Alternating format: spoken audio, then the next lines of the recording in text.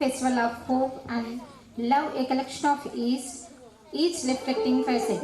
It is a birthday of our Jesus Christ, Christ's appearance of God's goodness and kindness of our midst. Dear gathering, with great pleasure of our heartily and welcome, smile in our face, let us invite Jesus in our heart. Heartily welcome one another as Christ has welcomed you for the glory of God.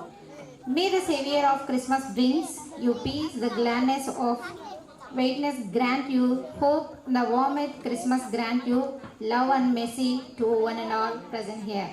I wish you a very Christmas, joyful Merry Christmas. స్వాగతం. నేను మీ ప్రణతి. ఈ రాత్రి మీ హోస్ట్గా మీ ముందుకు వచ్చాను. ముందుగా మీ అందరికీ Christmas వేడుక శుభాకాంక్షలు. సామాన్యము మానవులము మనం అనుకున్నట్లుగా క్రిస్మస్ అంటే కేవలం మెరుస్తున్న ఈ లైట్స్, అందంగా కనిపిస్తున్న ఈ క్రిస్మస్ చెట్టు, అంతేకాకుండా గాలిలో వ్యాపించే క్రిస్మస్ రుచికరమైన సువాసనల గురించి మాత్రమే కాదు. ఇది మనం అందరం పంచుకునే ఆనందం. మన ప్రభు అయిన యేసుక్రీస్తు వారు ఈ లోకానికి మన కోసం రక్షకుడిగా, దేవుడిగా పుట్టినరోజు. 2000 సంవత్సరాల క్రితం నా కోసం జన్మించిన యేసుక్రీస్తు ప్రభువు వారి పుట్టినరోజు ఈనాటికి మనం ఘనంగా జరుపుకుంటున్నాం. ఈ క్రిస్మస్ అనగానే మనం గుర్తుకొచ్చే కేవలం కొత్త బట్టలు, ఈ మెరిసే లైట్స్, బంధువులు సంతోషంగా జరుపుకుంటూ, కానీ ఈ సంతోషకరానికి కారణమైన యేసుక్రీస్తు ప్రభువు వారు ఆనాడు ఈనాడు మనము ఆయన్ని మర్చిపోతున్నాం. ఈ క్రిస్మస్కి క్రీస్తు మన జీవితాల్లోకి వెలుగు నింపాలని, కేవలం నామకార్థమైన క్రైస్తవులమనే కాకుండా క్రీస్తునందు నడిచే బిడ్డలంగా మనం మార్చబడాలని ఈ క్రిస్మస్ నందు కోరుకుంటున్నాం. Once again very Christmas to you all.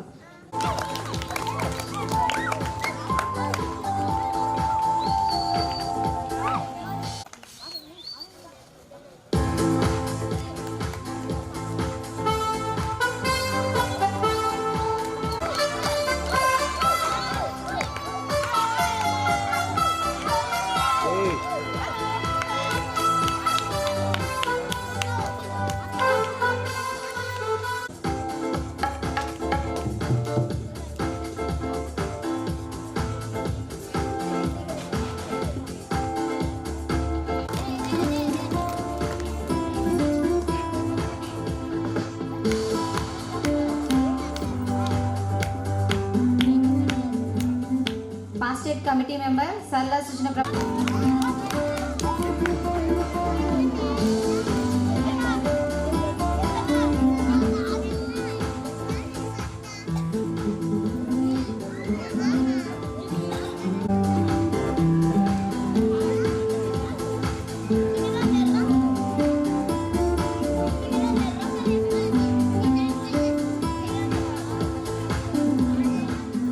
Vice president గారైన చంద్రమ్మ గారిని వేదిక మీదకి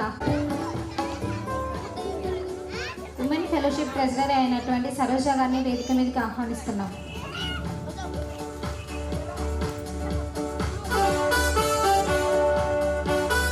అయినటువంటి పి జకరయ్య గారిని వేదిక మీదకి ఆహ్వానిస్తున్నాం.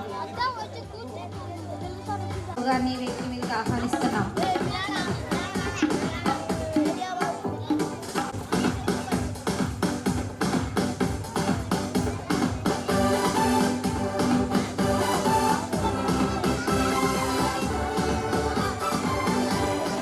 విజయరాజు గారిని వేదిక మీదకి ఆహ్వానిస్తున్నాం.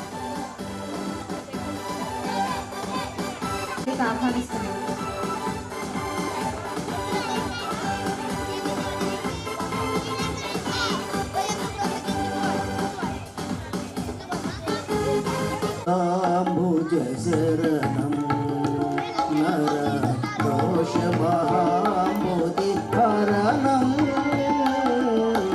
యేసుపదా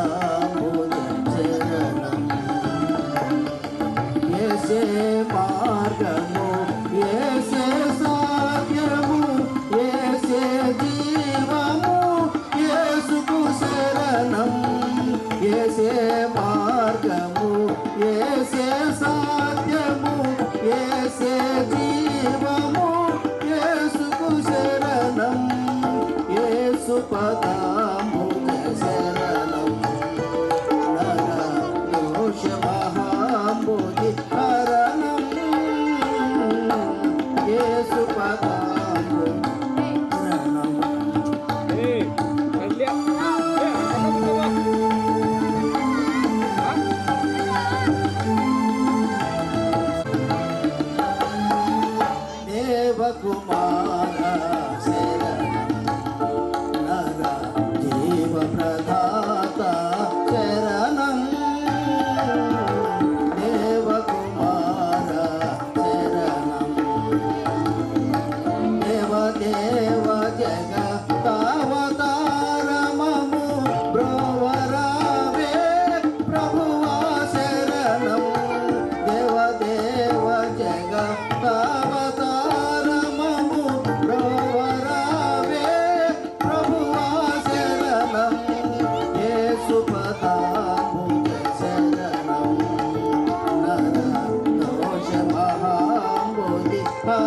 శరణం యేసు పదాంబుజ శరణం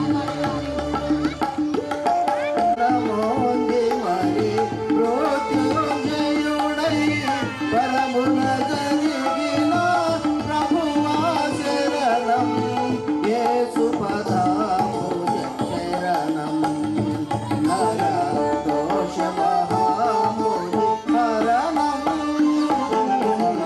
యేసు పదాంబుజ శరణం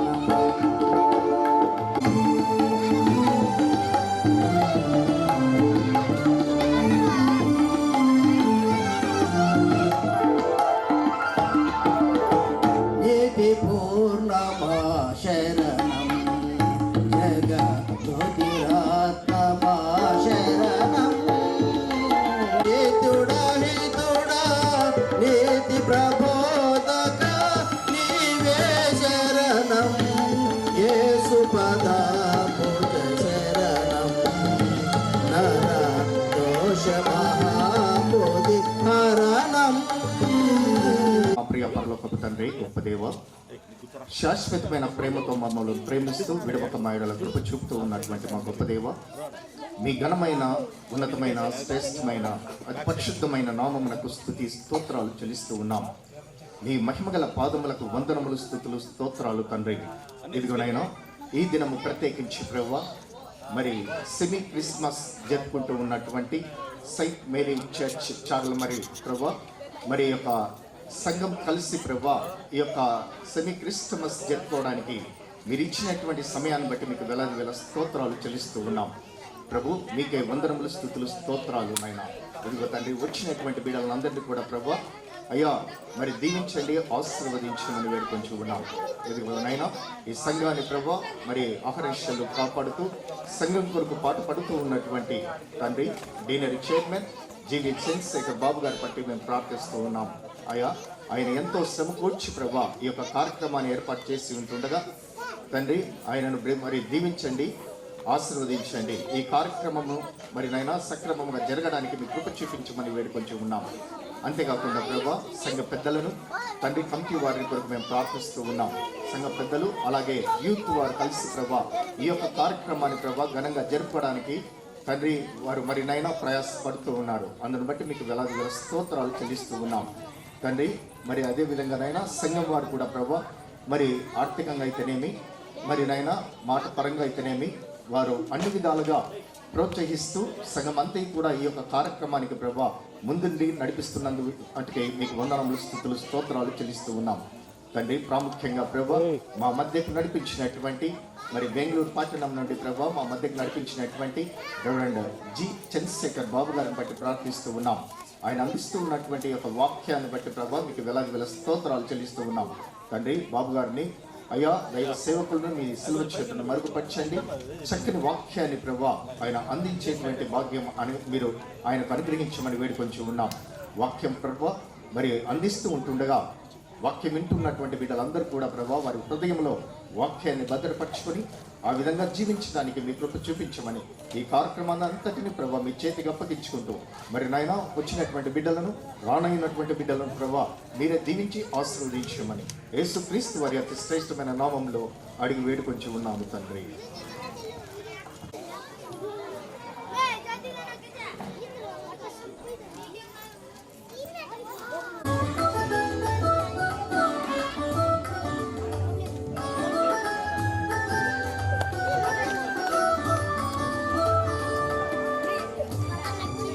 కుమారుడు పరిశుద్ధాత్మ త్రియేక దేవుని పేరిట సెమీ క్రిస్మస్ వేడుకలను ప్రారంభించుతున్నాను.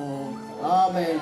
తండ్రి కుమార శుద్ధాత్మకును తగు స్తుతి మహిమలు కలుగుగాక. ఆదిని ఇప్పుడు నెల్లప్పుడు అయినకు యుగములు నౌనుగాక. తండ్రి కుమార శుద్ధాత్మకును తగు స్తుతి మహిమలు కలుగుగాక.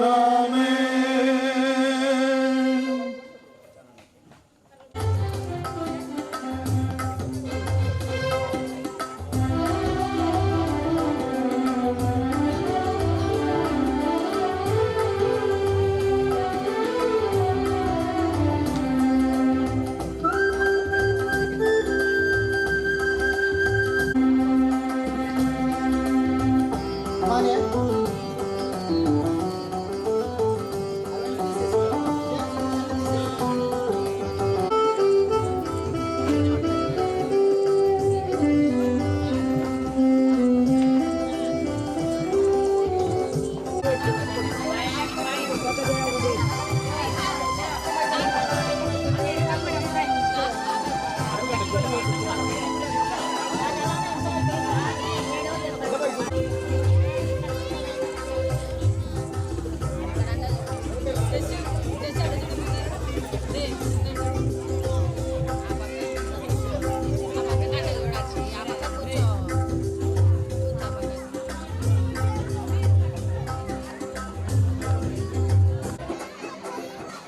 Let us start our programme నా చిన్నపిల్లలతో మన ప్రోగ్రాన్ని మొదలు పెడదామని అనుకుంటున్నాం. పైగా చిన్నపిల్లలు దేవుని రాజ్యానికి వారసులని చెప్తారు కదా, అది దేవుని వాక్యంలోనే రాయబడింది. కాబట్టి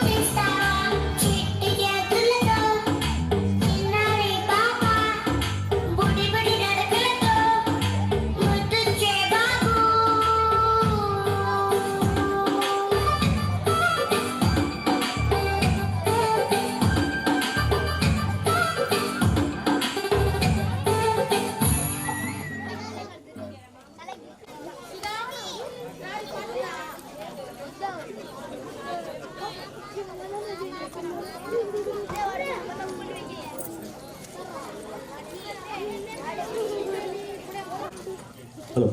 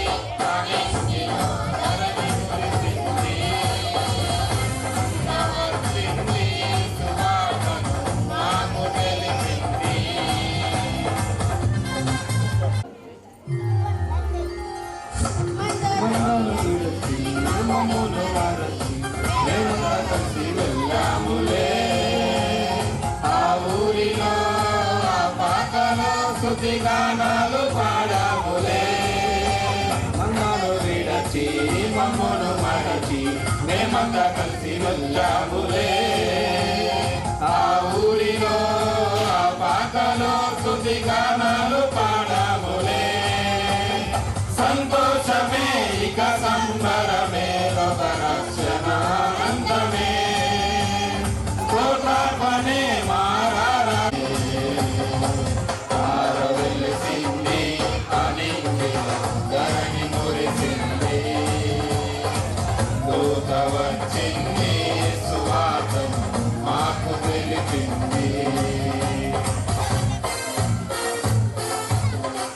బంగారమును సంబ్రాణియు గోలంబును తెచ్చాములే.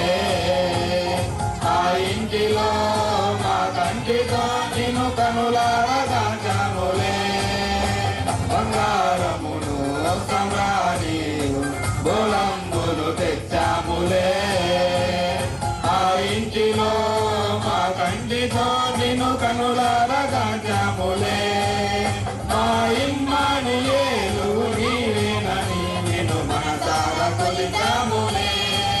మా యూదుల రాజువు నీవేనని నిన్ను కనపరిచి పొగిడాములే. తార వెలిసింది అనింగిలో ధరణి మురిసింది. దూత వచ్చింది సువార్తను మాకు తెలిపింది. తార వెలిసింది అనింగిలో ధరణి మురిసింది. దూత వచ్చింది సువార్తను మాకు తెలిపింది.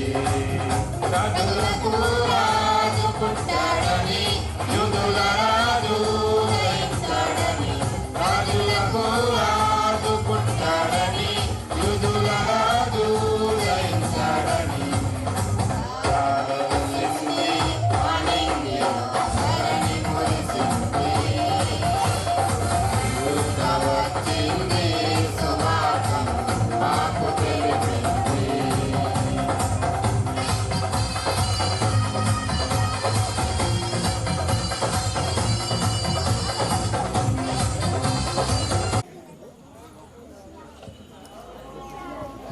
ఆమె రోజు కూడా తాగొచ్చారా?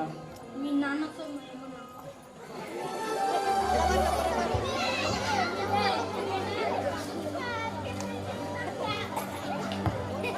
క్షమించండి. అన్నం పెట్టి సరే. కుమార్ అన్నం తిన్నావా?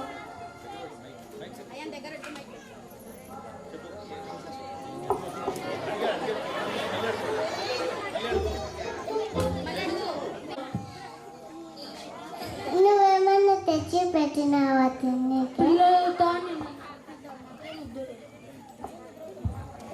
సరే కుమార్, మళ్ళా నిద్రపోదాం. మనం నిద్రపోదాం.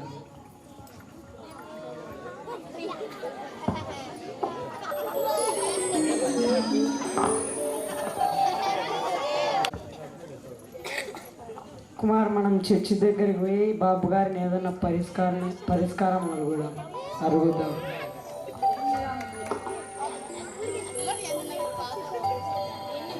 కన్నాళ్ళు అన్న పోయి పనుకోను. నమస్తే బాబు గారు. నష్టం ఇంట్లో సమస్యలు ఎక్కువగా ఉన్నాయి బాబు గారు. నా భర్త తాగిచ్చి నన్ను కొడుతున్నారు బాబు గారు. మీరు ఏదైనా పరిష్కారం చెప్పండి, మాకు ప్రార్థన చేయండి.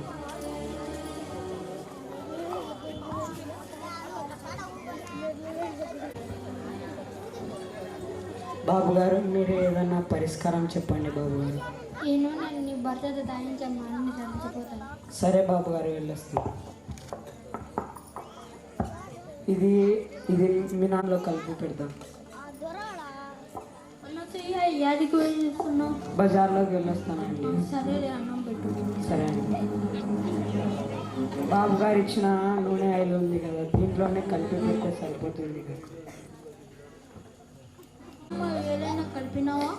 మీకెందుకండి ఆ డౌట్ వచ్చింది? ఏమో డౌట్ వచ్చింది. నేను ఎందుకు కలుపుతానండి? ఏమో లేదు, నీ మీద నమ్మకంతో వచ్చింది.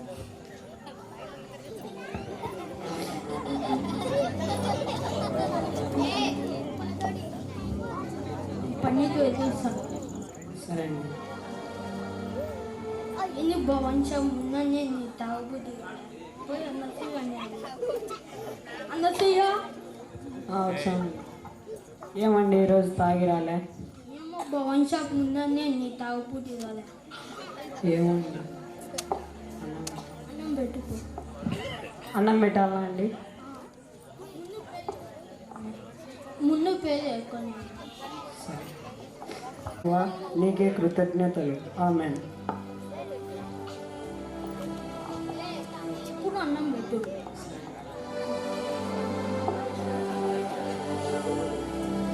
అందరూ కూర్చొని అన్నం. సరే. పద కుమార్ కూర్చో.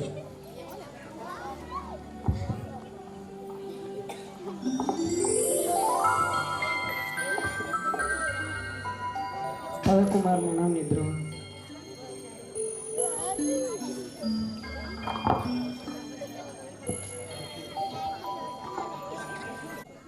అమ్మ అమ్మలే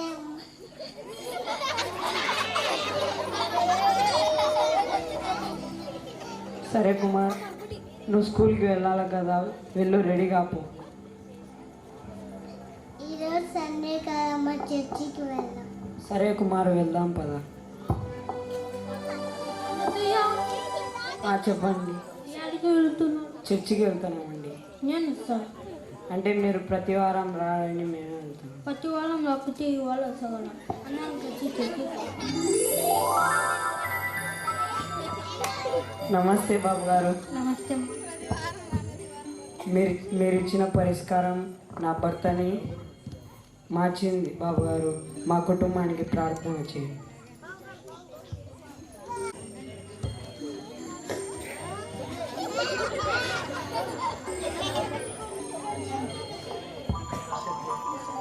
ఈ సాక్ష్యం నలుగురికి చెప్పండి అమ్మా.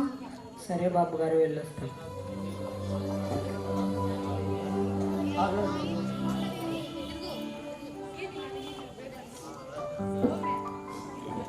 చూసారా, ఒక తాడువతిని దేవుడు ఎలా మార్చాడో అందరూ ఇలాగే మారాలని కోరుకుంటున్నాను. Thank you. All of you thanks. మన జీవితంలో ముందు పెట్టుకొని నడిస్తే ఎన్ని ఆశ్చర్యకారాలు జరిపిస్తారో ఈ నాటకం ద్వారా మనకు తెలిసింది కదా. థ్యాంక్ యూ సో మచ్ పిల్లలు, మీ మంచి సందేశాత్మక నాటకంతో మమ్మల్ని అందరినీ అందించారు. Thank you so much.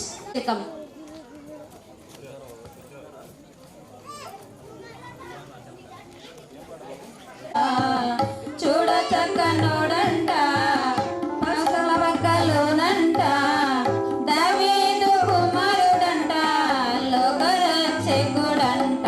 కనులారా, ఓహో కనులారా, ఆహా కనులారా, చూద్దాము రండి బాల యేసుని. మనసారా కొనియాడ చేరండి చిన్ని క్రీస్తుని. కనులారా చూద్దాము రండి బాల యేసు.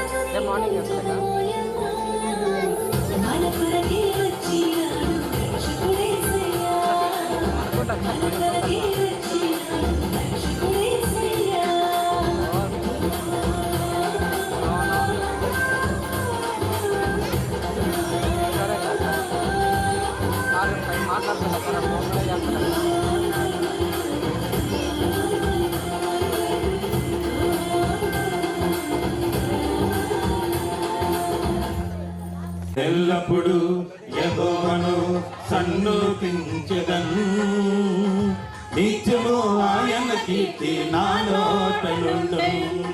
నేనెల్లప్పుడు యెహోవాను సన్నుతించెదను, నిత్యము ఆయన కీర్తి నా నోట నుండును.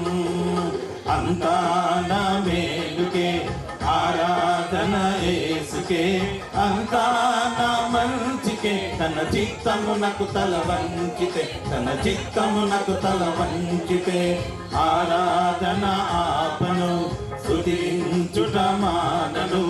ఆరాధన ఆపను, స్తుతించుట మానను, స్తుతించుట మానను. నీలే పాననులైనా కఠిన దుఃఖ బాధలైనా స్థితిగతులే మారిన అవకాశం చేజారిన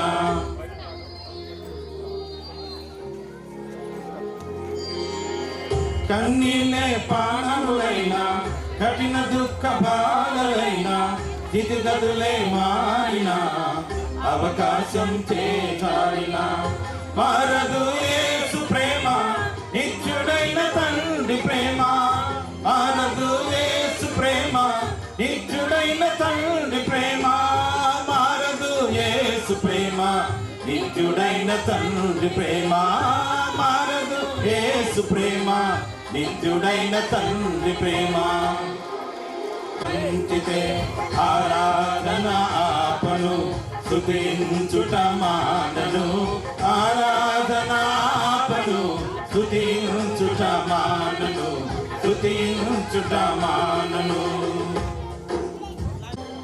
ఆస్తులన్నీ కోల్పోయిన కన్నవారి కనుమరుగైన ఊపిరే బరువైన గుండెలే పగిలిన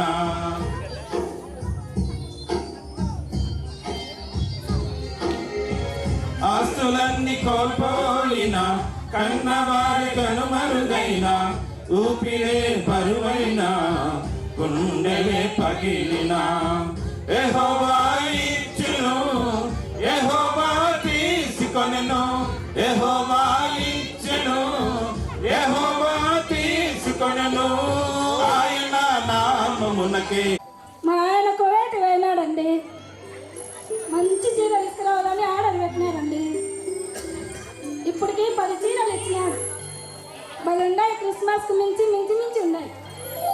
చర్చికి పోతే అందరూ నన్నే చూడాలండి, ఎవరిని చూడకూడదు. ఏం చేయాలో ఏమో, జాకెట్ ఉంటే చీర ఉండదు, చీర ఉంటే జాకెట్ ఉండదు. ఏం కుడతారో ఏమో, మళ్ళీ డబ్బులు 100 తీసుకుంటారు. బాగలేదు, ఏం చేయాలబ్బా. నా చీరనే బాగుంది. బాగున్నావా? బాగున్నా అక్క, మీరు బాగున్నారా? బాగున్నానక్క. బాగుందా? చాలా బాగుందక్క. ఎక్కడ ఉన్నావు ఇది? మా ఆయన కువైట్ నుండి వచ్చినాడమ్మా. చాలా బాగుందక్క. జాకెట్ బాగుందా? తెచ్చినది నేను బాగుండానా? చాలా బాగున్నావక్క. చర్చిలో నన్నే చూడాలమ్మా. అందరూ చూస్తున్నానక్క. చూడండి, అందరూ చర్చిలో చూడాలి, ఎక్కడ కాదమ్మా. ఏంలే, బాగుండాయి. క్రిస్మస్ అని తెచ్చానక్క. బాగుండాయమ్మా. ఆర్డర్ ఇచ్చానక్క, తెమ్మని చెప్పాను. ఇంకా టైం ఉంది కదా క్రిస్మస్ కని. తెప్పియండి. మేము కంచి నుండి కువైట్ నుండి చీరలు తెప్పిస్తున్నాము. సరే అక్క, తీసుకుందాం. సరే అక్క.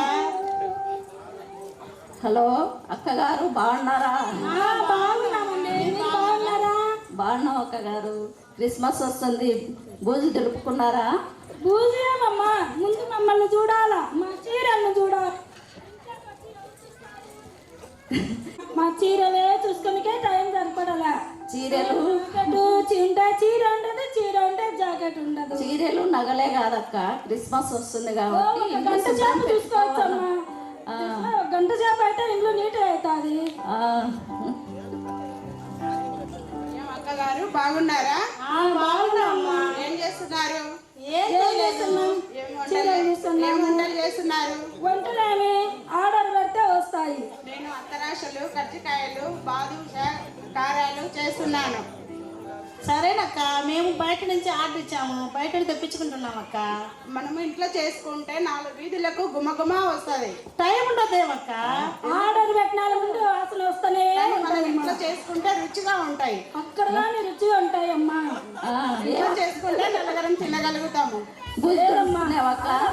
క్షణాల్లో వస్తున్నాయి. శుభ్రం చేసుకోవాలా, అత్తరాశలు, కజ్జికాయలు ఇవి చేసుకొని సరిపోతుంది. ఏం అక్కగారు బాగున్నారా?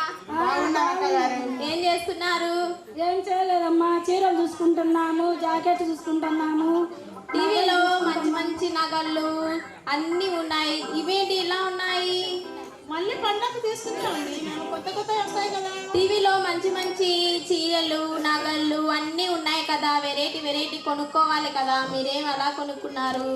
మేము ఏ చీర వేస్తే ఆ చీర కొంటున్నామమ్మా. మీరు రోజు సీరియల్ చూస్తారా? చీరలు చూస్తాము, చీరలు బట్టి జాకెట్లు తీస్తున్నాము, అన్ని చూస్తున్నాము. మీరే మేలక్క అన్ని కొనుక్కున్నారు. నేను ఎప్పుడు టీవీ చూస్తుంటాను, సీరియల్ చూస్తుంటాను. చూద్దురండమ్మా మీరు నగలన్నీ మావి గురించి. నాకు పండగ వేసుకునే టైం కూడా లేదు అక్క. ఎప్పుడు సీరియల్ చూస్తుంటాను, ఎప్పుడు ఆ చీరలు నగలు చూస్తుంటాను. సరే సరే మేము చూసి తెచ్చుకుంటాము అలాంటివి దొరుకుతున్నారా? ఏం లేదక్క, నాకు ఎప్పుడు ఆ టీవీ పిచ్చే. ఏ బూదులుక్కులక్క, పండగ అంటేనే ఏమో నాకు ఎప్పుడు ఆ టీవీ సీరియల్లోనే పోతుంది. సీరియల్లే కాదక్క, ఇంటిని కూడా శుభ్రం చేసుకోవాలి. ఏం చేసుకుంటాంలే అక్క, టీవీ చూస్తాంలే. మీరు కూడా మంచి మంచి చీరలు అవన్నీ చూస్తుండండి. ఏం స్వీట్లు వేసుకోలేక, ఎప్పుడు ఆ టీవీ ఏం స్వీట్లు వేసుకోవాలి? చేసుకోలే, పండగ దగ్గర ఉంది కదా, కజ్జికాయలు అత్తరాసులు చేసుకోవాలి కదా. కజ్జికాయలు అత్తకాసులు ఏం లేవక్క, అన్ని రెడీమేడ్ మాకు. చేసుకుంటే మనం నలుగురం ఇంట్లో తినగలుగుతాము. ఏం వద్దక్క, మేము టీవీ చూస్తుంటాం, మీరు కూడా సీరియల్ చూస్తానండి బాగా. వీళ్ళమ్మ వస్తున్నారమ్మా, మనకి ఏమో చెప్పాలో ఏమో. అందరికి వందనాలమ్మా. బాగున్నారమ్మా అందరూ? బాగున్నామమ్మా. ఏ దాని గురించి అమ్మా మీరు మాట్లాడుకుంటున్నారు?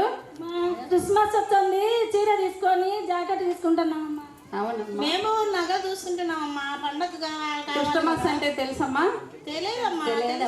ఓకే, క్రిస్టమస్ అంటేనే ఆయన పుట్టుకమ్మా. క్రిస్టమస్ అంటేనే ఆయనను స్తుతించుట, ఆయన ఆరాధించుటమ్మా. క్రిస్టమస్ అంటేనే ఆయన వెలుగు, ఆయన మార్గమ్మా క్రిస్టమస్ అంటే. సరే అమ్మా, చీర చాలా బాగుంది. ఎక్కడ తీసుకున్నావమ్మా? మా ఆయన కువైట్ నుండి పంపించినాడమ్మా. అవునమ్మా, చాలా బాగుందమ్మా. కానీ తండ్రి ఇహలోక చీరలు ఇవన్నీ అమ్మా, పరలోకపు చీరలు కూడా ఉన్నాయి. మనము పరలోకపు వస్త్రాలు ఉన్నాయమ్మా, వాటి గురించి కొంచెం చెప్తానమ్మా. ఇహలోక వస్త్రాలు ఇవే అమ్మా. పరలోకపు వస్త్రాలు మనకు తెల్లని వస్త్రాలు, తర్వాత మహిమ వస్త్రాలు ఉన్నాయమ్మా. తెల్లని వస్త్రాలు పరిశుద్ధతకు గుర్తుగా ఉన్నాయమ్మా. ఆ వస్త్రాల గురించి మనము తెలుసుకున్నప్పుడు తండ్రి పరిశుద్ధాత్మను మహిమపరిచిన వారుగా అవుతామమ్మా. ఇదే ప్రకటన గ్రంథము 7వ అధ్యాయము 9, 10 వచనాల్లో ఆ వస్త్రాల గురించి ఉన్నాయి, తెలుసుకోమని అడుగుతున్నానమ్మా. సరే అమ్మా, తెలుసుకుంటామమ్మా. తెల్ల వస్త్రం ధరిస్తాము, మహిమ వస్త్రము ధరిస్తామమ్మా. ఓకే, మంచిదమ్మా, చాలా మంచిదమ్మా. ఏమ్మా నగలు బాగున్నాయి, ఎక్కడ వేసుకున్నారమ్మా? ఇవమ్మా హైదరాబాద్ నుంచి తెప్పించుకున్నామమ్మా. అవునమ్మా, చాలా బాగున్నాయమ్మా. సరే, ఇహలోక నగలు కన్నా పరలోకపు నగలు కూడా మనకు ఉన్నాయమ్మా. పరలోకపులో బంగారు వీధులు ఉన్నాయి, తర్వాత వజ్రాలు, తర్వాత పచ్చలు, కెంపలు అవన్నీ ఉన్నాయమ్మా. వాటి గురించి ప్రత్యేకత, విలువలు కూడా బైబిల్ గ్రంథంలో ఉన్నాయమ్మా. అవి కూడా ప్రకటన గ్రంథం 21వ అధ్యాయం 20వ వచనంలో ఉన్నాయి. చదివి అందరు తెలుసుకోవాల్సిందిగా కోరుచున్నానమ్మా. సరే అమ్మా, తెలుసుకుంటామమ్మా. ఏమ్మా నీట్గా పెట్టుకున్నామమ్మా. అవునమ్మా, పండగ అయితే ఇల్లంతా క్లీన్ అయింది, మిగతా పనులు కూడా అయినాయమ్మా? అయినాయమ్మా. ఓకే అమ్మా, ఇల్లు శుభ్రంతో పాటు తండ్రి మన హృదయ శుభ్రం కూడా దేవుడు అడుగుచుంటాడమ్మా. హృదయ శుభ్రము, ఇల్లు శుభ్రం వల్ల మనకు ఆరోగ్యము, ఆనందము, సంతోషం కలుగుతుంది. కానీ హృదయ శుభ్రత అనేది దేవుని వాక్యం ద్వారా మాత్రమే మనకు హృదయ శుభ్రత ఉన్నదమ్మా. మత్తయి సువార్త 5వ అధ్యాయం 8వ వచనంలో హృదయ శుద్ధి వల్ల గారు ధన్యులు, వారి దేవుని చూసేదరని మన బైబిల్ సెలవిస్తుందమ్మా. సరే అమ్మా, ఎప్పటి నుంచి తెలుసుకుంటానమ్మా. దేవుడు ఏమ్మా వంటలన్నీ అయిపోయినాయమ్మా? పండగకు చేసినానమ్మా. ఏమేమి చేసుకున్నారమ్మా పండగకు వంటలు? అత్తరాశలు, కజ్జికాయలు, బాదుషాలు చేసినాను. ఓకే అమ్మా, ఈ వంటల వల్ల మనము ఆరోగ్యంగా ఉంటామమ్మా. ఆరోగ్యమే మహాభాగ్యం అని. కానీ వాటితో పాటు ఆత్మీయ ఆహారం కూడా మన ప్రభువు ఇస్తున్నాడమ్మా. ఆత్మీయ ఆహారమే వాక్యం అమ్మా. అంతేకాకుండా జీవ ఆహారము కూడా ఉన్నదమ్మా. జీవ ఆహారము కూడా మనకు ఇస్తాడమ్మా ఆయన. పరలోకం నుండి దిగి వస్తున్నది జీవాహారము నేనే అని మన ప్రభు అయిన యేసుక్రీస్తు గారు సెలవిస్తున్నారమ్మా. దాని గురించి తెలుసుకుందామమ్మా. సరే అమ్మా. ఏమ్మా సీరియల్స్ అయిపోయినాయమ్మా? ఓకే అమ్మా, సీరియల్లో ప్రపంచ జ్ఞానం అంతా ఉందమ్మా. కానీ మన పరలోకపు జ్ఞానము, సర్వ జ్ఞానము మనకు బైబిల్ గ్రంథంలోనే ఉందమ్మా. ఆ జ్ఞానం తెలుసుకోవడానికి దేవుడు దాని సామెతలు 2వ అధ్యాయం 6వ వచనంలో యెహోవా జ్ఞానం ఇచ్చును, తెలివి వివక్షణ ఆయన నోటి నుండి వచ్చునని మన ప్రభు సెలవిస్తున్నాడమ్మా. దాని గురించి తెలుసుకుందామమ్మా. అందరూ మన క్రిస్టమస్ అంటే ముందు దేవుడు పుట్టుక అనేది తెలుసుకుందాం. ఆయన ఆరాధించుట, స్తుతించుట, ఆయన వెలుగు మార్గం అని తెలుసుకుందామమ్మా.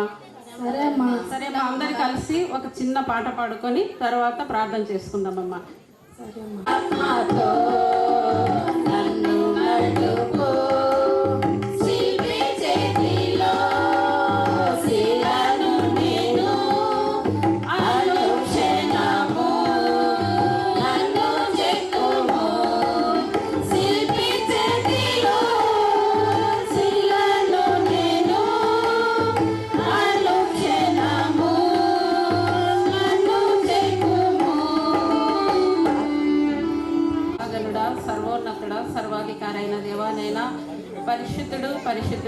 పరిశుద్ధుడని నిత్యం గానం ప్రతిగానం చేయబడుతున్న గొప్ప దేవ వందనం చెల్లిస్తున్నామయ్యా.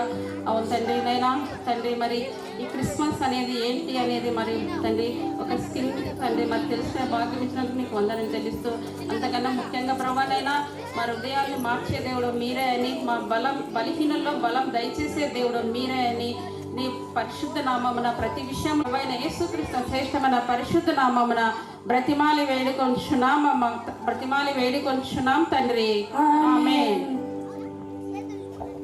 సంబరాలు సినిమాలు కాదని చెప్తూ మంచి దైవజ్ఞానాన్ని తెలిసేలా చెప్పినటువంటి ఇంత మంచి నాటకాన్ని నేర్పించినటువంటి గురువులమ్మ గారికి గట్టిగా ఒకసారి చప్పట్లు కొడతాం.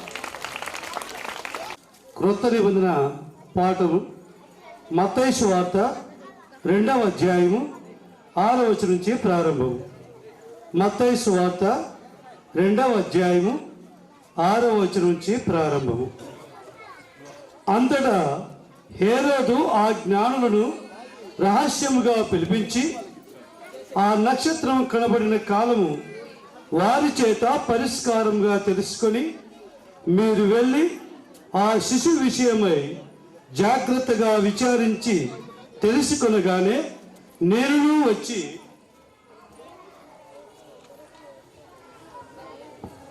ఆయనను పూజించినట్లు నాకు వర్తమానం తిన్నని చెప్పి వారిని బెత్లెహేమునకు పంపాను.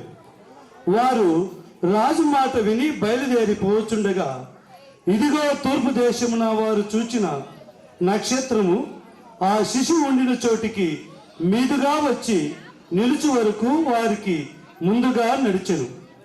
వారు ఆ నక్షత్రమును చూచి అత్యానంద భరితులై ఇంటిలోనికి వచ్చి తల్లి అయిన మరియను ఆ శిశువును చూచి సాగిలపడి ఆయనను పూజించి తమ పెట్టెలు విప్పి బంగారమును సాంబ్రాణిని బోళమును కానుకలుగా ఆయనకు సమర్పించిరి. తరువాత హేరోదు వద్దకు వెళ్ళవద్దని స్వప్నమందు దేవుని చేత బోధింపబడిన వారై వారు మరేక మార్గమున తమ దేశములకు తిరిగి వెళ్ళిరి. దేవునికి వాక్యము దీవించుగాక. అధ్యాయం 8వ వచనం నుండి ప్రారంభం. ఆ దేశములో కొందరు గొర్రెల కాపరులు పొలములో ఉండి రాత్రివేళ తమ మందను కాచుకొనుచుండగా ప్రభువు దూత వారి యొద్దకు వచ్చి నిలిచెను. ప్రభు మహిమ వారి చుట్టూ ప్రకాశించినందున వారు మిక్కిలి భయపడిరి. అయితే ఆ దూత, భయపడకుడి, ఇదిగో ప్రజలందరికీ కలగబో మహా సంతోషకరమైన సువర్తమానము నేడు మీకు తెలియజేస్తున్నాను. దావీదు పట్టణమునందు నేడు రక్షకుడు మీ కొరకు పుట్టి ఉన్నాడు. ఈయన ప్రభు అయిన క్రీస్తు. దానికిదే మీ కానవాలు. ఒక శిశువు పొత్తి గుడ్డలతో చుట్టబడి ఒక తొట్టిలో పండుకొని ఉండుట మీరు చూచెదరని వారితో చెప్పెను. వెంటనే పరలోక సైన్య సమూహము ఆ దూతతో కూడా నుండి సర్వోన్నతమైన స్థలములలో దేవునికి మహిమయు ఆయనకిష్టులైన మనుషులకు భూమి మీద సమాధానమును కలుగునుగాక అని దేవుని స్తోత్రం చేయుచున్నది. కొద్దివాక్యం దేవుడి. మా ప్రియ పరలోకమందున్న మా తండ్రి, మీకు వందనాలు స్తోత్రాలు చెల్లిస్తూ ఉంటున్నా. ఇంతవరకు దేవా, నీ ప్రియబిడ్డలైన నీ నామాన్ని గణపరిచిన విధానమును బట్టి మీకు వందనాలు.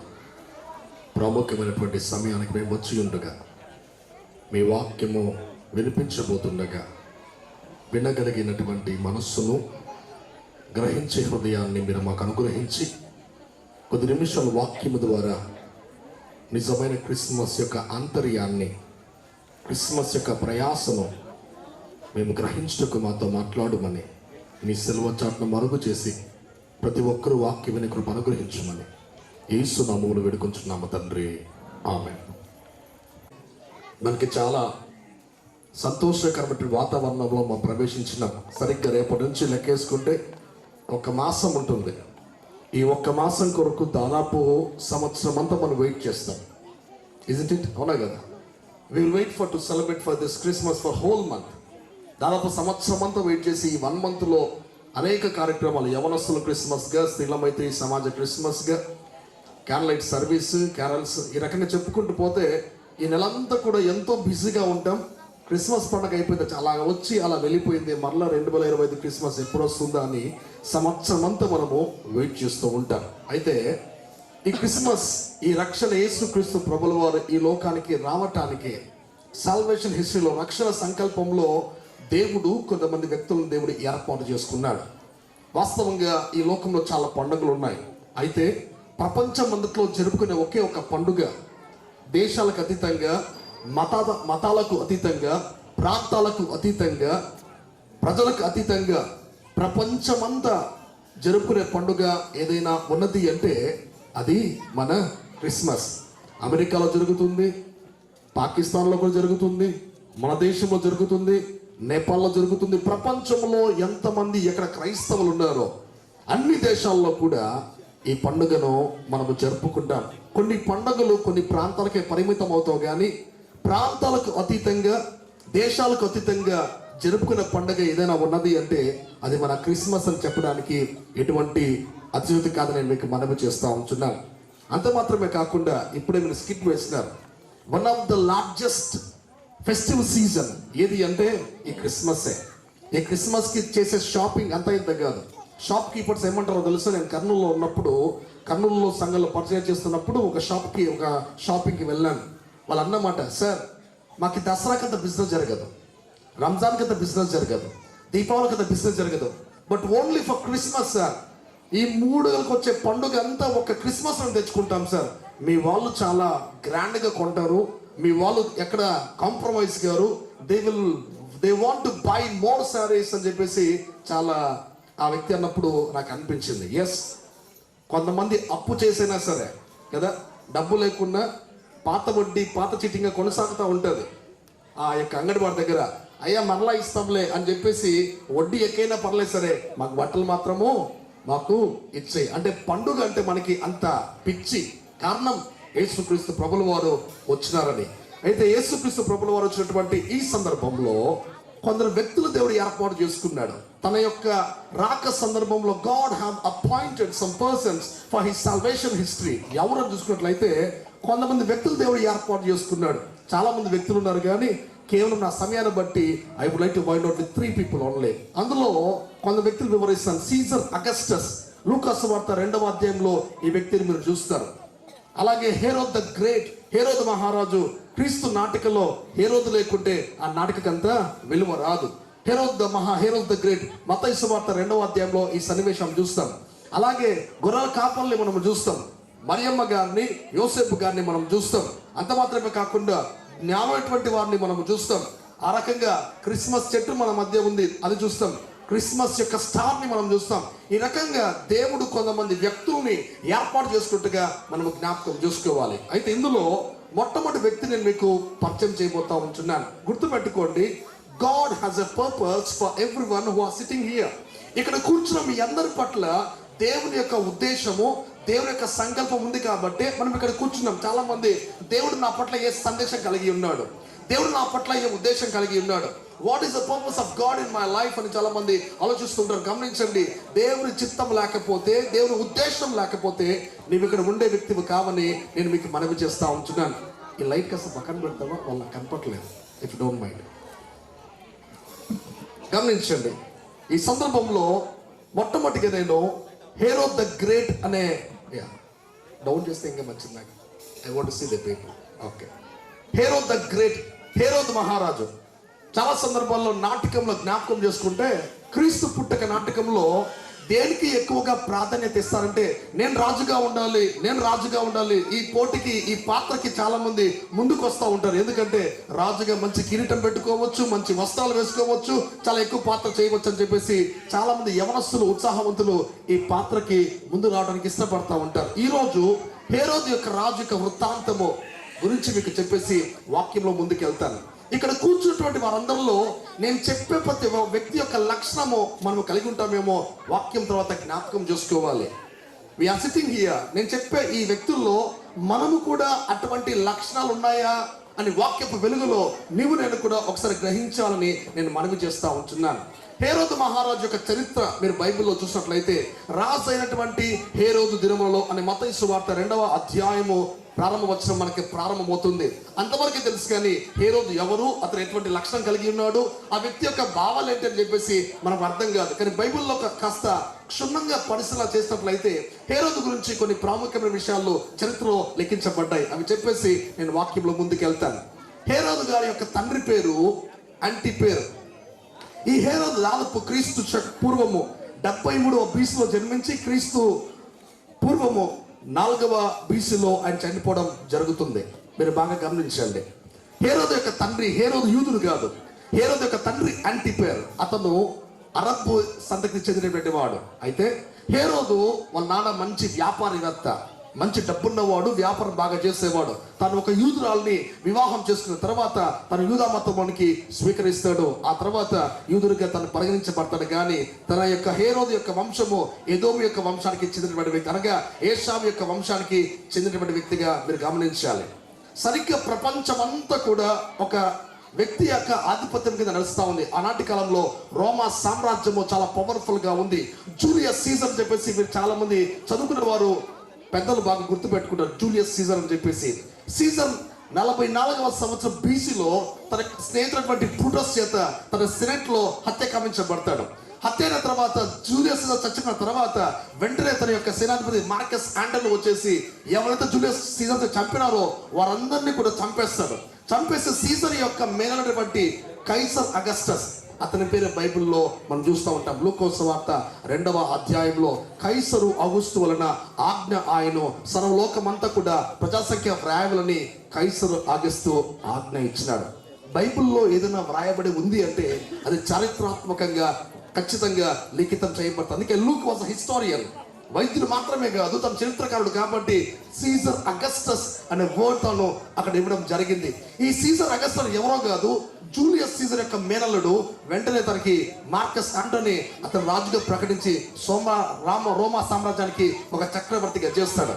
ఆ టైంలో హేరోదు అతనికి స్నేహంగా చేయబడి అతని యొక్క రాజ్యాల్లో తాను కూడా పాలిభాగస్ని ఒక మంచి స్నేహితుడుగా మెలుగుతూ ఉంటాడు. తద్వారా అతని యొక్క విశ్వాసాన్ని బట్టి అతని యొక్క ప్రాంతానికి గవర్నర్గా ఈ యొక్క సీజర్ అగస్టస్ ఏర్పాటు చేస్తాడు.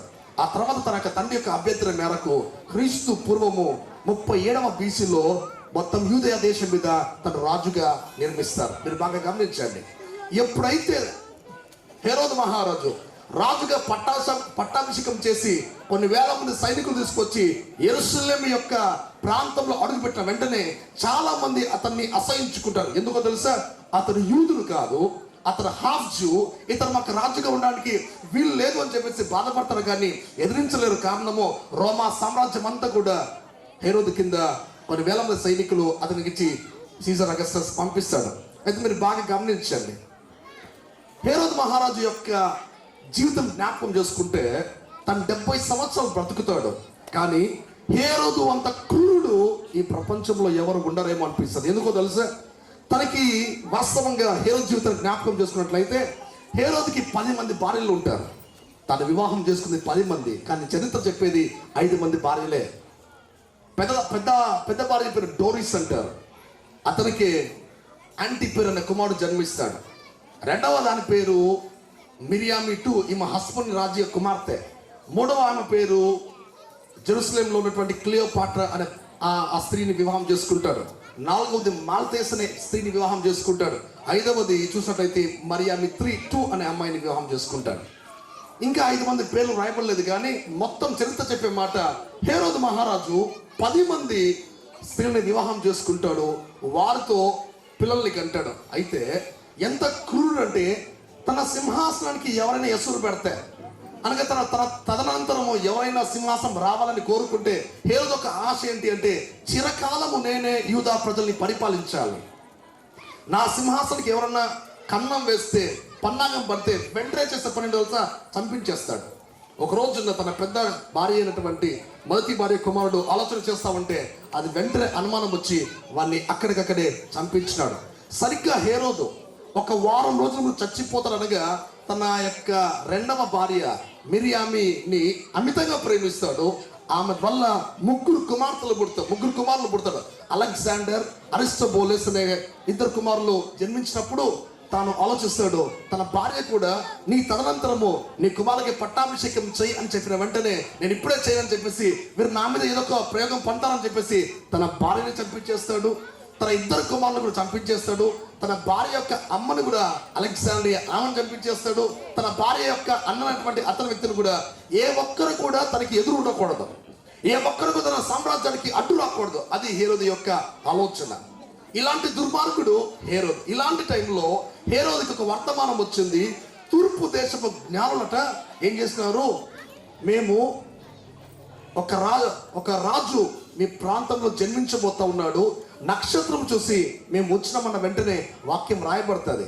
ఇదిగో హేరోదును యెరూషలేమును ఆ మాట విని, యూదులు రాజుగా పుట్టవాడు ఎక్కడున్నాడు, తూర్పు దిక్కున మేము ఆ నక్షత్రం చూసి ఆయన పూజ వచ్చిస్తామని చెప్పి హేరోదు రాజు ఈ సంగతి వినినప్పుడు అతనితో కూడా యెరూషలేములో ఉన్న వారందరూ కలవరపడిరే.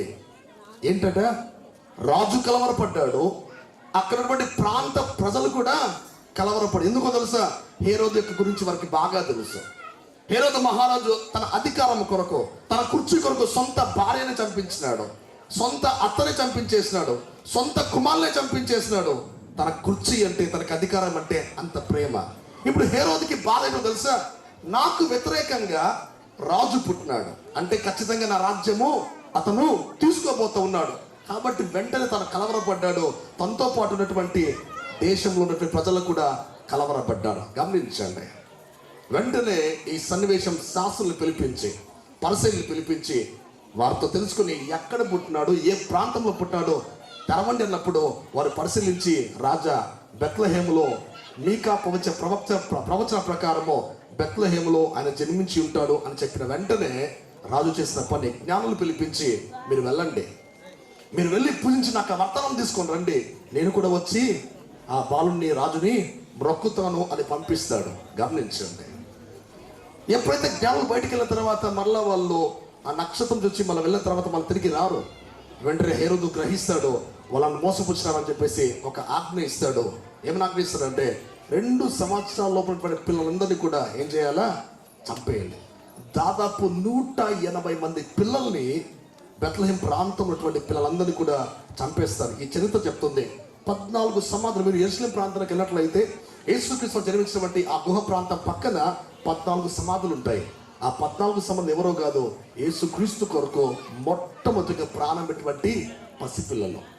తమ తల్లులు ఎందుకు మా కుమారుని చంపుతున్నారంటే, ఈ వార్త తెలిసిన వెంటనే యేసుక్రీస్తు ఇట్లా జన్మించాడు రాజు అందుకే చంపుతున్నాడు. వెంటనే అప్పుడే యేసుక్రీస్తు తల్లిదండ్రులు ఐగుప్తుకు వెళ్ళిపోతారు. ఆ 14 మంది ఆ పిల్లలు అక్కడికే ఆ గుహ దగ్గరికి వచ్చి అక్కడే సమాధి చేసి వెళ్ళిపోతారు. ఇలాంటి క్రూరుడు హేరోదు మహారాజు. అంత మాత్రమే కాదు, హేరోదు చేసిన పని ఏంటి అంటే, he was a great builder and also great construction of the temple. హేరోదు మహారాజు ఒకవైపు ఈ రకంగా ఉంటే చాలా అద్భుతమైనటువంటి బిల్డింగ్స్ కట్టినాడు. మీరు యెరూషలేం ప్రాంతానికి వెళ్తే ఇప్పుడు కూడా హేరోదు Antipas, Herod fortress of Antony బుర్జు, అలాగే దేవాలయంలో దాదాపు యెరూషలేం దేవాలయము హేరోదు యొక్క రాజు కాలంలో చాలా పెద్దగా కట్టబడింది. ఇప్పుడు మన ఊర్లో ఖలీఫ్ బుర్జ్ చాలా మన ప్రాంతంలో హైయెస్ట్ బిల్డింగ్ గా చూస్తూ ఉంటాం, తాజ్ మహల్ ఒక వండర్గా చూస్తూ ఉంటాం, చైనా వాళ్ళ యొక్క గొప్ప వాళ్ళగా చూస్తూ ఉంటాం. అయితే 2000 సంవత్సరాల క్రితం వెనక్కి వెళ్తే ప్రపంచంలో అత్యంత శక్తివంతమైనటువంటి పెద్ద బిల్డింగ్ ఏదైనా ఉన్నది అంటే అది యెరూషలేం యొక్క దేవాలయం. దాదాపు 40 సంవత్సరాల పాటు ఆయన టైం తీసుకున్నాడు రెనోవేట్ చేసి. ఎందుకో తెలుసా, to get the favour of the juice. యూదుల యొక్క మనసులో ఇతనికి మంచి స్థానం కావాలని టెంపుల్ రెనోవేషన్ కొరకు చాలా కష్టపడ్డాడు. తన హయాంలో టెంపుల్ని డెడికేట్ చేసినట్టుగా గమనించాలి. అంత మాత్రమే కాదు, హేరోదు ఇంత క్రూరుడు కూడా. అయితే ఒకవైపున ఒక సాఫ్ట్ కార్నర్ ఉంది. ఏమో తెలుసా, అలాంటి కాలంలో కరువు వచ్చినప్పుడు, యెరూషలేం చుట్టూ ప్రాంతంలో కరువు వచ్చినప్పుడు హేరోదు చేసిన పని ఏంటి అంటే, తన దగ్గర బంగారం, తన దగ్గర వెండినంత అమ్మి కూడా ప్రజలకి ఆహారం తీర్చడానికి ఒక సాఫ్ట్ కన్నా కూడా మనం చూస్తూ ఉంటాం. అయితే చివరి దినాల్లో హేరోదు ఒక వారంలో చచ్చిపోతారు అనగా తను చేసినటువంటి పని ఏంటి అంటే, తను గ్రహించినాడు హేరోద్కి భయంకరమైనటువంటి జబ్బు వస్తుంది. దాని కులం క్యాన్సర్ అంటారు. అనగా మలద్వారంలోంచి నడుస్తూ ఉంటే తనకి పురుగులు పడతా ఉంటే భయంకరమైనటువంటి జబ్బు వస్తుంది. ఆ టైంలో హేరోదు అన్నమాట ఏంటంటే, నా కొరకు ఏ ఒక్కరు కూడా ఏడవడు, కారణము నాకు తెలియదు, అలాంటి మూర్ఖుడు ఏ ఒక్క చూడరు కాబట్టి తన దగ్గర సైనికులు పిలిపించి ఒక ఆజ్ఞ ఇస్తాడు. ఇదిగో, నేను చనిపోయిన తర్వాత మీరు చేయవలసిన పని ఏంటో తెలుసా, ఈ యెరూషలేములో 300 మందిని పట్టుకొని రండి. సామాన్యులు కాదు, ధనవంతుల్ని, పేరు వాసన వాళ్ళందరినీ కూడా 300 మంది పట్టుకుని వచ్చి జైల్లో పోయండి. నేను చనిపోయిన మరుక్షణము ఆ 300 మందిని చంపేయండి, తద్వారా వారి కొరకు వారి భార్య పిల్లలు ఏడుస్తారు. అప్పుడు లోకం చెప్పుకుంటుంది రాజు చనిపోయినందుకు వీళ్ళందరూ కూడా ఏడ్చినారని చెప్పేసి. ఇది హేరోదు యొక్క చరిత్ర. అయితే హేరోదు ద్వారా మనం ఏం నేర్చుకోవాలి అంటే, కుర్చీ కొరకు ఎంతైనా సరే దిగజారుతాడు. పవర్ కొరకు తనకేం కావాలి? పవర్ కావాలి. తన పవర్ కోల్పోవడానికి ఇష్టపడ్డు. క్రైస్తవ సంఘాల్లో, క్రైస్తవ కుటుంబంలో కూడా కొన్ని సందర్భాల్లో ఎలక్షన్స్ వస్తూ ఉంటాయి మన సంఘాల్లో. ప్రతి 3 సంవత్సరాలకు ఒకసారి మన కుర్చీ కొరకు, మన అధికారం కొరకు ఎంతటికైనా సరే మనం ఏం చేస్తాం చెప్పండి? దిగజారిపోతాం. నీచ రాజకీయాలకు మనం పాల్పడతా ఉంటాం, అనైత కార్యక్రమాలకు మనం పాల్పడతా ఉంటాం. హేరోదు కూడా తన కుర్చీ ఎక్కడ పోతుందో, తన కుర్చీ ఎక్కడ ఎవరు లాక్కుంటారో, తనకు అధికారం శాశ్వతంగా కావాలని యేసుక్రీస్తు చంపడానికి వెనకాడలేదు. చిన్న పిల్లల్ని చంపించేసినాడు. తన తోబుట్టున్నటువంటి తన యొక్క తమ్ముళ్ళు చంపేసినాడు. తన కన్న బిడ్డల్ని చంపేసినాడు. కట్టుకున్న భార్యలు కూడా చివరికి తను చంపేసినాడు. హేరోదు ద్వారా మనం నేర్చుకోవాల్సిన గొప్ప పాఠం ఏంటో తెలుసా? దేవుని కొరకు మనము ఏ రకంగా జీవిస్తూ ఉన్నాం. హేరోదు బ్రతికినంత కాలము స్వార్థంగా బ్రతికినాడు. బ్రతికినంత కాలము తన కోసమే బ్రతికినాడు. గమనించండి, ఈవేళ మన జీవితాల్లో కూడా కొంతమంది తమ స్వార్థం కొరకు, తమ అధికారం కొరకు, తమ పంతం కొరకు కొన్ని సందర్భాల్లో ఎంతటికైనా మనం ముందుకు వెళ్ళడానికి ఇష్టపడతా ఉంటాం. మీలో ఒకవేళ అటువంటి లక్షణం ఉందేమో, నీవు కూడా ఒక హేరోదేమో జ్ఞాపకం చేసుకోవాలి. రెండో వ్యక్తి మీకు పరిచయం చేస్తాను. ఆ తర్వాత జ్ఞాపకం చేసుకుంటే మనకి మత్తయి సువార్త 2వ అధ్యాయంలో జ్ఞానులైనటువంటి వారు మనకు కనపడతారు. జ్ఞానులు సర్వసాధారణంగా చాలా మంది సంఘం చెప్పే మాట ఏంటంటే, వారు 3 కానుకలు తీసుకొచ్చినారు కాబట్టి 3 జ్ఞానులు అనుకుంటారు. కానీ చరిత్ర చెప్పే మాట 3 కాదు, చాలా మంది బయలుదేరారని వాక్యం చరిత్ర తెలియజేస్తూ ఉంటుంది. ఈ జ్ఞానులు ఏ దేశానికి చెందినటువంటి వారంటే, వారు పర్షియా, అరేబియా, ఇథోపియా ఆ యొక్క ప్రాంతాలకి చెందినటువంటి జ్ఞానులుగా చరిత్ర మనకు తెలియజేస్తుంది. బైబిల్లో ఈ జ్ఞానుల గురించి పేర్లు రాయబడలేదు, కానీ చరిత్ర మాత్రము వారి పేర్లు మనకి తెలియజేస్తుంది. వారిలో ఒక జ్ఞాని పేరు మెల్చో, 2వ జ్ఞాని పేరు క్యాస్పర్, 3వ జ్ఞాని పేరు బెల్తాజర్. ఈ 3 జ్ఞానులు వాళ్ళు చాలా 2 సంవత్సరాల పాటు వారు ప్రయాణం చేస్తున్నారు. వారికి తూర్పు దేశంలో ఆ నక్షత్రం కనపడిన వెంటనే వారు ఆ నక్షత్రం చూసుకుంటూ దాదాపు 2 సంవత్సరాల పాటు వారు ప్రయాణం చేసి యేసుక్రీస్తు వారు ఉన్నటువంటి తన గృహానికి వారు చేరుకున్నట్టుగా నేను మీకు మనవి చేస్తా ఉంటున్నాను. చాలా సందర్భాల్లో నాటికల్లో, వాల్పోస్టర్లో బాలుడు యేసుక్రీస్తు తొట్టులో పరుండబెట్టింటాడు.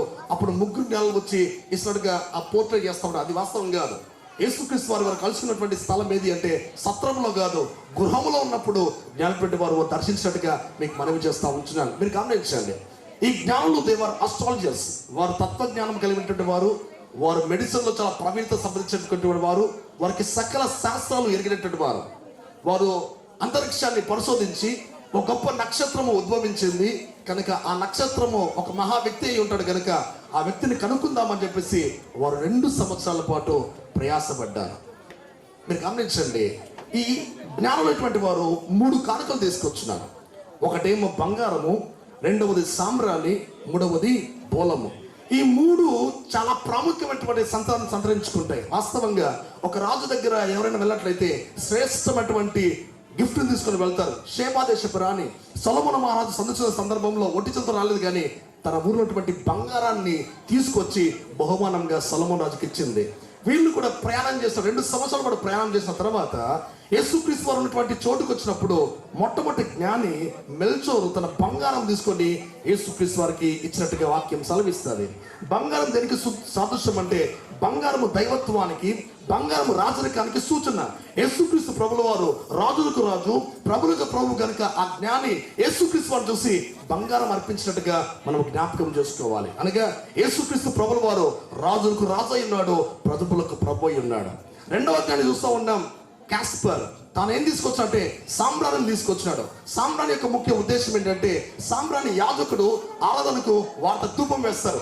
ధూపం వేసే సందర్భంలో ఈ సాంబ్రాణి వార్త అనగా సాంబ్రాణి ఆరాధనకు గుర్తు, ఆరాధనకు ముంగుర్తుగా ఉంది. అనగా యేసుక్రీస్తు ప్రభుల వారు పూజార్హుడు, యేసుక్రీస్తు ప్రభుల వారు ప్రధాన యాజకుడు అయినాడు. ప్రధాన యాజకుల పని ఏంటి అంటే, దేవునికి నరులకు మధ్యవర్తిగా ఉండి ప్రార్థన చేయడానికి ప్రధాన యాజకుడికి ముఖ్యమైన పని అయి ఉంటుంది. యేసుక్రీస్తు ప్రభుల వారు ప్రధాన యాజకుడు కాబట్టి ఆ యొక్క 2వ జ్ఞాని ఈ సాంబ్రాన్ని తీసుకొచ్చి ఆయన గిఫ్ట్గా ఇవ్వడం జరిగింది. 3వ జ్ఞాని ఆ వ్యక్తి బెల్తాజర్, ఇతను బబులోను సామ్రాజ్యం చెందిన వ్యక్తి బోలాన్ని తీసుకొచ్చి కానుకగా ఇచ్చినాడు. బోలం విశిష్టత ఏంటి అంటే it was a strongest perfume. అది చెట్టు నుంచి ఒక జిగురు పదార్థంగా తయారవుతుంది, చాలా కాస్ట్లీగా ఉంటుంది. ఇది ఎప్పుడు వాడతారంటే ఒక వ్యక్తి చనిపోయినప్పుడు ఆ వ్యక్తి యొక్క దేహాన్ని కులిపోకుండా, ఈ పిరమిడ్స్లో మీరు చూస్తూ ఉంటారు మమ్మిఫికేషన్, అవయవాలను తీసుకొని ఈ బోలంలో ఆ యొక్క శవాన్ని 70 రోజుల పాటు వారు ముంచి ఆ తర్వాత వారు శవ పెట్టుకలో పెట్టి కుళ్ళిపోకుండా వారు భద్రపరుస్తారు. అనగా బోలం అనేటువంటి ఒక గొప్ప విశిష్టత ఏంటంటే చనిపోయినప్పుడు వాడతారు, అది మెడిసిన్ వాల్యూ కలిగింది.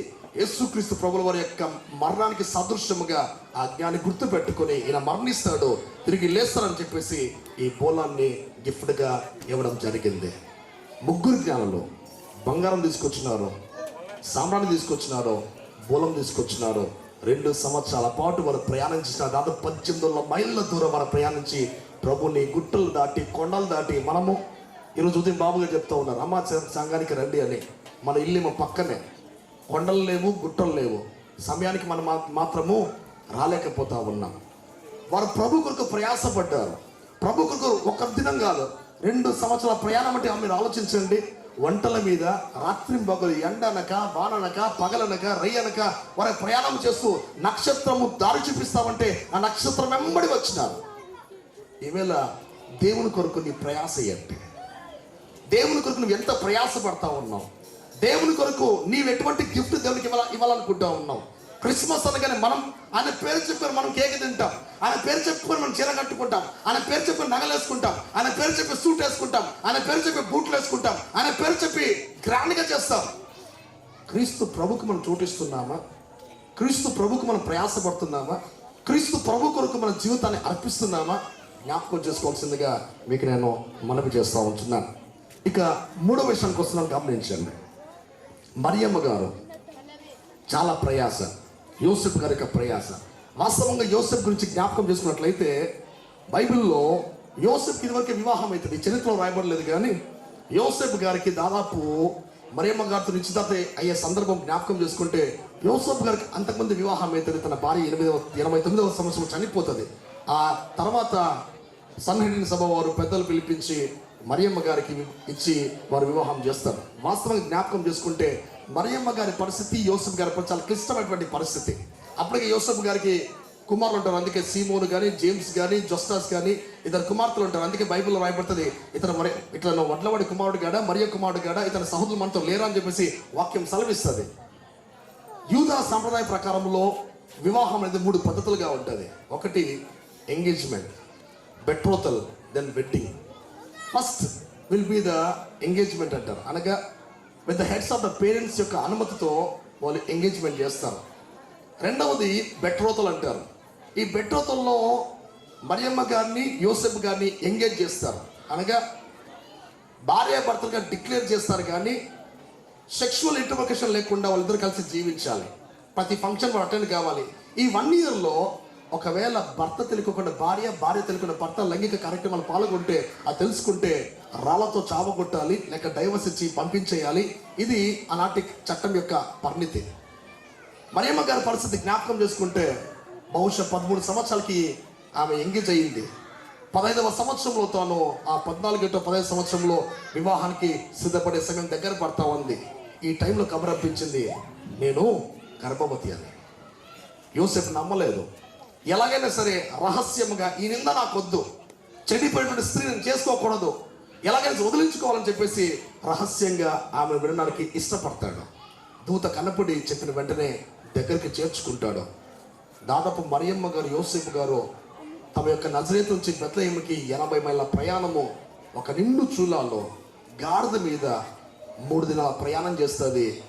ఈ లోకంలో యేసుక్రీస్తు ప్రభువు వారికి జన్మివ్వడానికి మరియమ్మ పడినటువంటి ప్రయాస, నిందల మధ్య, అవమానాల మధ్య మరియమ్మ గారు ఏకంగా జ్ఞాపకం చేసుకోండి. నీవు దేవుని కొరకు ఎటువంటి ప్రయాస పడతా ఉన్నావు, దేవుని కొరకు ఎటువంటి కార్యక్రమం చేస్తూ ఉన్నావు, నువ్వు జ్ఞాపకం చేసుకోవాలి. చివరికి 4 చెప్పేసిన వాక్యాన్ని ముగిస్తాను.